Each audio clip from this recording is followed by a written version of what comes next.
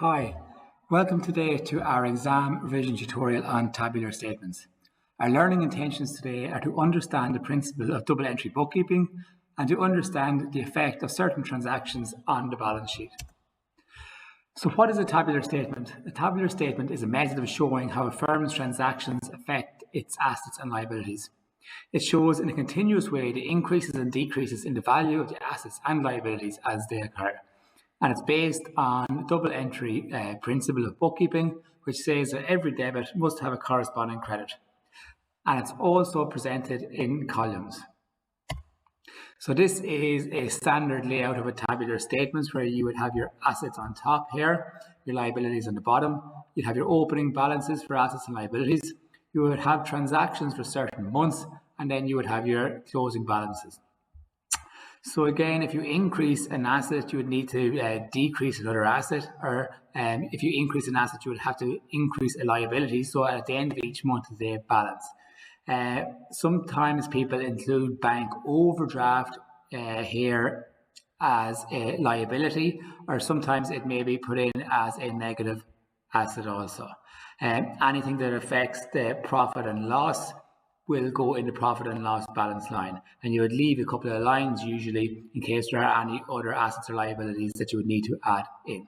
So we'll have a look at that in further detail now. So how to answer the question? You would use 2 pages of your exam booklet or the rule paper provided in the exam. So if you're using the exam booklet, do it over kind of 2 pages to give yourself lots of space for the columns, or you can get ruled paper in the Leaving Cert Accounting exam with lots of columns. That would be perfect also. Count the months given in the question and add 4 columns. So however many months of changes you're given in the question, it could be, if it's a 100 marker, it could be like 10 months, or if it's a 60 marker, maybe 6 months. So count these months and then add 4 columns. This is the amount of columns you will need to draw out. So extra columns, so the 4 extra columns are for opening balances in words. So your written opening balances, your opening balances in figures, your closing balance in figures, and the extra column for December. Because in December, you will have to work on accruals and prepayments and put in depreciation. So they'd usually put in an extra column in December. So how to go about answering the question? So first of all, as you kind of seen in the layout there, you list all your assets vertically and allow 2 extra rows for new assets that may arise, and also a row for the total. So include fixed assets at their cost and enter depreciation on these as a negative asset. So instead of putting in your net book value for the fixed assets, you put in the cost as a plus and the depreciation as a negative amount in assets. That will give you your net book value. List all your liabilities vertically also, and allow 2 extra rows for new liabilities that may arise, and also a row for the total liabilities. A bank overdraft may be treated as a negative asset, or you can include it in liabilities, whichever you prefer. Record the effect of each transaction on the appropriate assets and liabilities. So go through each month and record the transactions each month. And obviously at the end of each month, the assets and liabilities should balance, because you're at double entry bookkeeping. The debits and credits must be the same. Establish which 2 or more accounts are affected by each transaction. So there may be just 2 accounts, or you may have more accounts. There may be numerous accounts that are affected by the transactions. Make sure that in each month the total assets always equal the total liabilities and therefore balance. So if you increase an asset, you need to decrease another asset, or you need to increase a liability so that it balances. If you decrease an asset, you need to increase another asset or decrease a liability. And any item that affects the profit and loss, you would adjust the profit and loss balance, which is down in liabilities, with any profit or loss resulting from the transactions. So the tabular statement is a snapshot of the balance sheet. So any profit and loss items will go in the line profit and loss balance. So now we are going to have a look through the fully worked out solution of the 2019 Leaving Cert Higher Level Question 4 on tabular statements. Hi, today we're going to have a look at the 2019 Leaving Cert Higher Level Tabular Statement question. First of all, we were given a balance sheet, and then we were given some transactions during the year. Then we were asked to record on a tabular statement these transactions. First of all, we have to start with the opening balances. So we have our question laid out. The first thing we'll bring are our opening balances for the assets and the liabilities.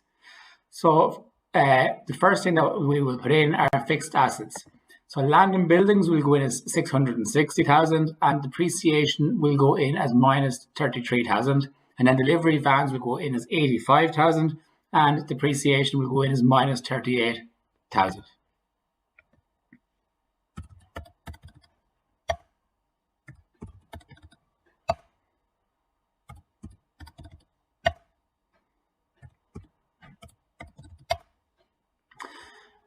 Then our current assets will go in. So stock is 57,120. Now, with debtors in the question, it says debtors less provision of 5% is 78,280. Now, we're going to split that into the actual debtors figure and then take away the provision separately. So this 78,280 is 95% of debtors. So to get the full amount of debtors, we just get 78,280. Divide by 95, multiply by 100 is 82,400.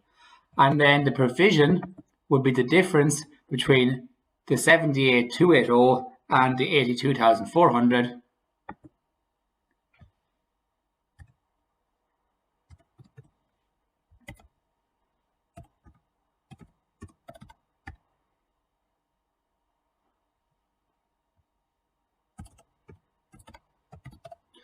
Which is minus 4120. And again, these two figures here, they should net down to 78,200 that is in the question. And we won't worry about goodwill or insurance prepaid. They will be added to the question later on. There's no opening balances for those. Next, we will have a look at our liabilities. So the first liability, again, we're going to put in just our current liabilities here from the question. So creditors are 64,000. Our bank overdraft is 24,000. Expenses due are 7,000. Then if we go back to the question again, put in the remainder of the figures, ordinary shares are 450, share premium 59, and profit and loss 205,400. So they will just go into the opening balances.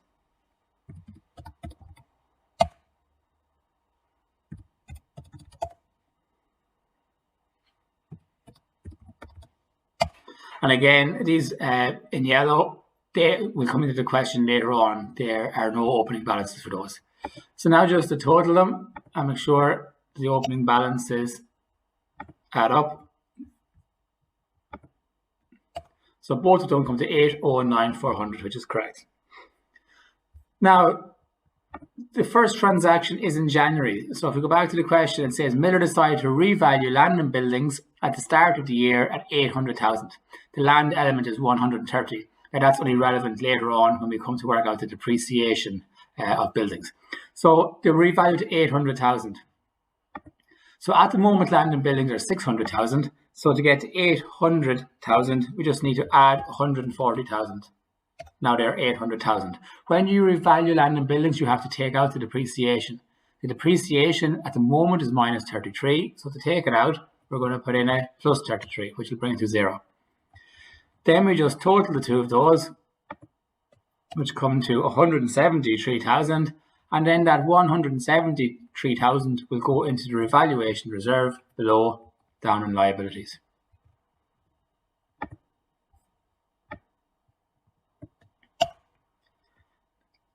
And that's always the way the revaluation reserve is done.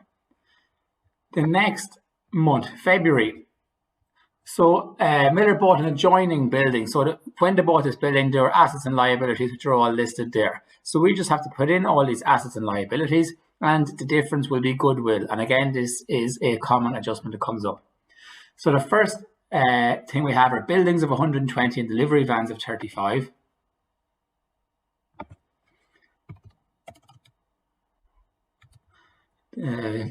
Delivery vans or vehicles are 35,000.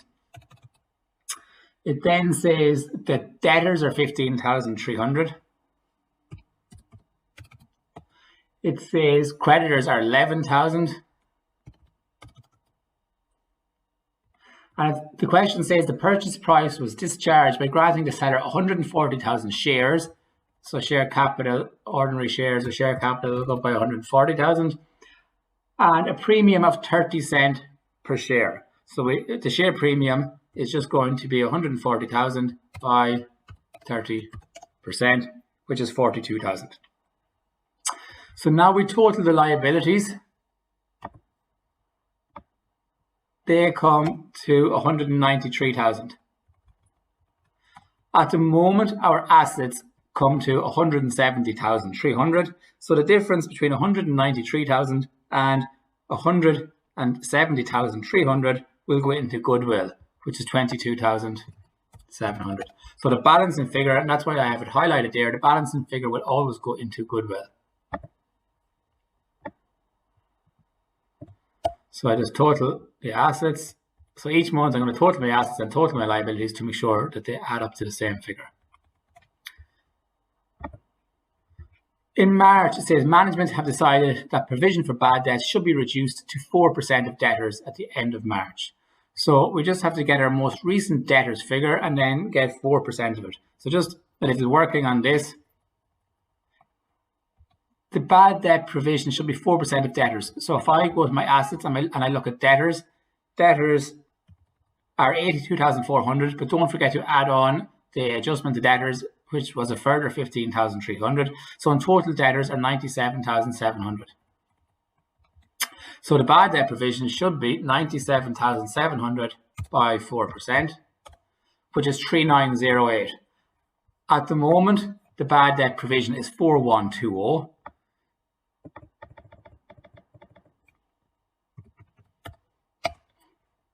So the difference between 4120 and 3908, there is a decrease in a bad debt provision of 212. So I need to decrease my bad debt provision by 212. So at the moment it's 4120 and that's a minus. So to decrease it, I'm going to put in a plus 212. And a decrease in a bad debt provision is good. So our profit and loss balance is going to go up by 212. It will be the opposite. It would be a minus if it was an increase in a bad debt provision. So again, I'm just going to total my assets, come to 212.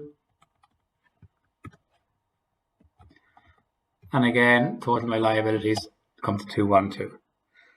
The next adjustment is May. So again, this adjustment always comes up. We received a statement in May showing a direct debit of 4,800 to cover insurance for the year ended 31st of 4th, 19, and a credit transfer of 8,800 to cover rent receivable in advance for the period May the 1st, 2018 to 31st of March 2019. We're going to work out the adjustments for these in December. We're just going to put in the figures here and we'll sort them out in December. But first of all, we just have to check, is the insurance due or is it prepaid? Now we're doing up to the end of 2018. So if there was insurance paid for 4 months in 2019, that will be insurance prepaid, which would be an asset. If there was insurance due, it would be a liability. So we just have to be careful that we put it in up here. It's not an expense due down below. It's insurance prepaid here. And we're going to put in the full amount of 4,800. And we work out the prepaid amount in December. Then for the rent receivable part of it, it says we got rent receivable in advance.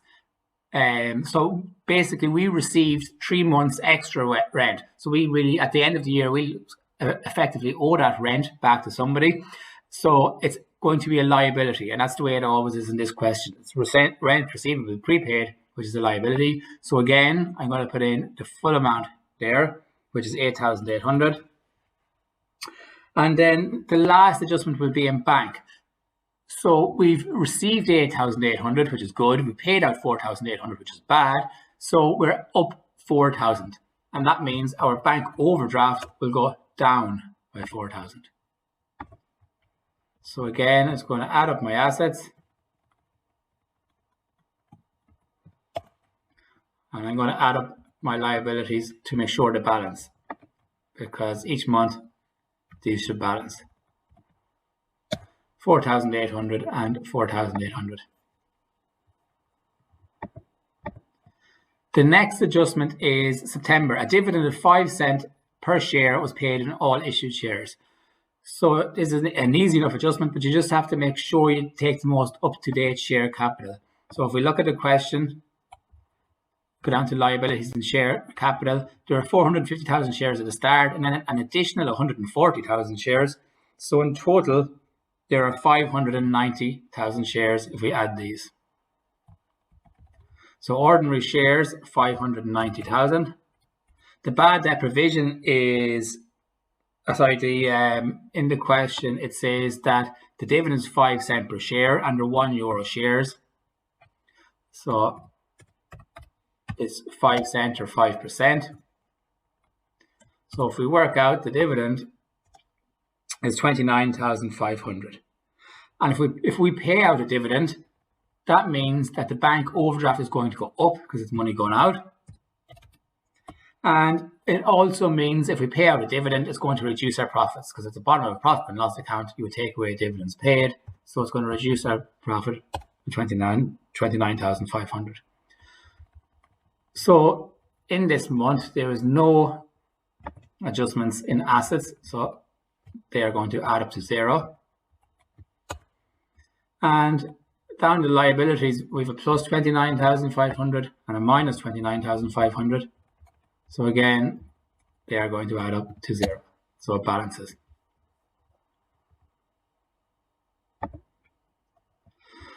The next month, November, a payment of 840 was received from a debtor who had previously written off and now wishes to trade with us again. So this 840 represents 70% of the original debt, and he is going to pay the remainder of next year. Because he's paying us on the same day, goods to the value of 780 were sold on credit to Ryan. This was a markup on cost of 20%. So there's two things going on here. There's a debtor who was previously declared bankrupt and now is actually going to pay us. It's a bad debt recovered. And because we're getting the money, we are going to sell him goods again.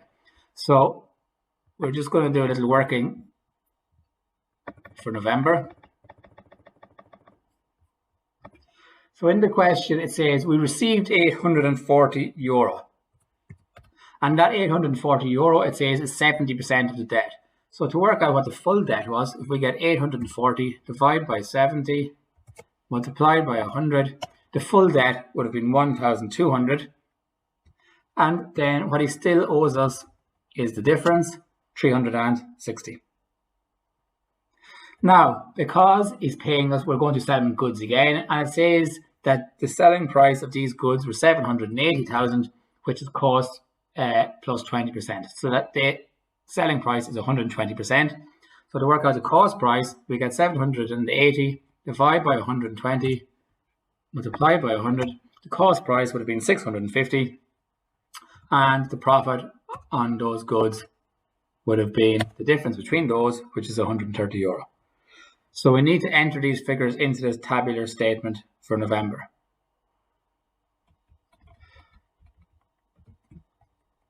So first of all, we sold goods and the cost price of those goods were €650. Stock is valued at cost price. So that €650 is going to come out of stock because we will no longer have those goods. Now, debtors, if we go down and look at the workings again, he still owes us €360 from the bad debt, plus the €780 from the goods we sold him, which you can see here come to 1140. So in total, debtors are going to go up by 1140. The bank overdraft is going to go down by the amount of money that we actually received. So we can see here, we actually received €840. So the bank overdraft is going to go down by €840. And my profit and loss balance is the last figure I need to put in. So for the profit and loss balance, this 1,200 was previously written off, and now we're going to get it all again. We received 840. He's going to give us the other 360, so we're going to be up 1,200. And we also made a profit of 130 from the goods we sold. So in total, our profits are going to go up by 1,330. So my profit and loss balance is going to be 1,330. So now I just need the total my assets and my liabilities to make sure that they balance. So my assets total €490. And my liabilities total €490. So again, it balances. Now, in December, I always leave 2 lines for December, one for the depreciation and the other one to tidy up May, the bank statement month. I need to work out whatever is prepaid or due. So I usually have 2 columns for those. So first of all, we're going to work out the depreciation. It says depreciation on buildings is 2% of book value. The depreciation charge is to be calculated from the date of revaluation or date of purchase. And it also just tells us that the depreciation for delivery vans is 21,000. So I just need to work out depreciation of buildings first of all. So the depreciation of buildings. Now, if I go back up and look at my buildings, the land and buildings was 660 to start. Then at the 1st of January, I got land and buildings for 140. And because that was at the 1st of January, they would have been, they were revalued at the 1st. So there were 800,000 for the full year. And then at the start of February, I got additional buildings of 120,000, but I didn't have them for the full year. I only had them for 11 months. So to work this out, the depreciation of buildings. So for the full year, I had buildings of 800,000, but I have to take out the land element of that because that's not depreciated. So I need to take out the 130,000, and then the rate of depreciation is 2%. Which gives me 13,400. Then for the next 11 months, buildings increased by 120,000 from the start of February. So 120,000 by 2%, which is the rate again, by 11 over 12, because I only had them for 11 months. So in total, my depreciation of buildings came to 15,600. So I go up to buildings, go to accumulate depreciation of buildings, and because it's a minus, this additional depreciation is going to increase that, so it's going to be minus 15,600. And we were told in the question that vehicles depreciation of 21,000, so it's going to be minus 21,000. Now, I'll just add those up. They come to 36,600. Depreciation is an expense. So if I add my 2 depreciations together, my profit and loss balance is also going to go down by minus 36,600. That's 0 expenses, so they're going to reduce my profit. So if I total this, I also get minus 36,600 and it balances. So you just add your 2 depreciations again and reduce your profit by the same amount. Now the last thing we need to do is to work out the rent receivable prepaid and the insurance prepaid at the end of the year. So the rent receivable, and rent receivable in these questions is always prepaid. The insurance or the expense can be prepaid or due, so you just need to be careful when reading the question and checking the date. So the rent receivable, if you look back at the question back at May, it says the rent receivable is 8,800, and that's to cover the period from May the 1st, 2018 to March the 31st, 2019. So from May the 1st to 31st of March is 11 months. How many of those months are for this year? 8. From May to December, 8 of those months are for this year. So 11 months in total and 8 months this year. So to work out my rent receivable prepaid, it's 8,800 divided by 11 because it was for 11 months and 8 of those were for this year. So if I work that out, it's 8,800 divided by 11 multiplied by 8. That works out to be 6,400. The insurance prepaid, if I go back to the question, the insurance was 4,800. That was for the year, 12 months. So it was for the year, and it ended on the 30th of April 2019. So 4 months were for next year, so 8 months were for this year. So I'm going to work out this year's amount, the same as the rent receivable. So I will have 4,800 divided by 12 because it was for a year, and 8 of those months are for this year, so I multiply by 8. So 4,800 divided by 12 multiplied by 8. And that comes to 3,200. Now, in some questions, there is insurance prepaid at the start. If there was, we would have to add it on. In this question, there isn't. So that's just going to be 0. So in total, this comes to 3,200. So I just need to put these figures into the tabular statement now. So the rent receivable, 6,400, is going to go into rent receivable. Here's a minus because we put in the full amount of May. So we need to take out this year's, so 6,400. And that will leave us with the prepaid element of it at the end when we calculate the total. And for the insurance, prepaid is 3,200. So I go up to insurance prepaid. So we put that in, the full amount of plus 4,800. So I need to take out this year's element, which we worked out to be 3,200. So that is going to be taken away. And then the last figure will be the profit and loss balance, because we're after recognizing profit from the rent, which rent income is good, of 6,400. We're after paying insurance expense of 3,200. So the profit and loss balance will be the difference between 6,400 and 3,200, which is 3,200. And again, that's going to be a plus figure because we got more income from the rent than the expense that we paid for the insurance. So I just need to total these for December.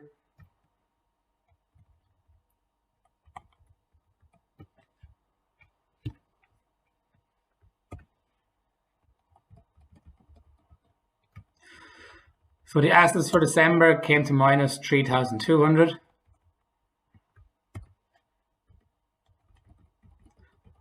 And the liabilities from December came to minus 3,200. So again, they balanced. And after we have that done, we are just going to add all the figures across. So land and billings, 920,000. Depreciation minus 15,600. Vehicles came to 120,000.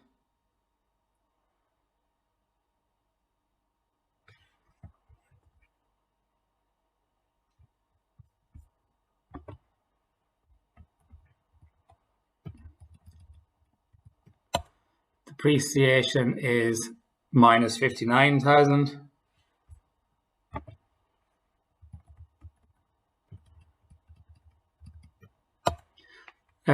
Stock 56,470.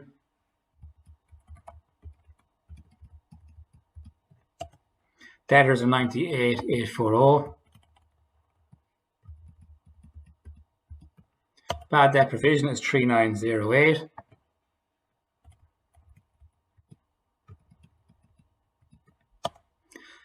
Goodwill 22,700.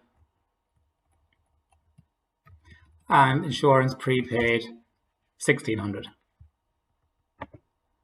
And again, if I total all of those, I get 1,141,102. And I can just check adding them down again and I get the same amount. Now, we need to add up our liabilities. So first of all, I'm going to add creditors, which come to 75,000. I'm going to total bank overdraft, which comes to 48,660. Expenses due, 7,000. Ordinary shares, 590. Share premium, 101,000. Profit and loss balance, 144,042.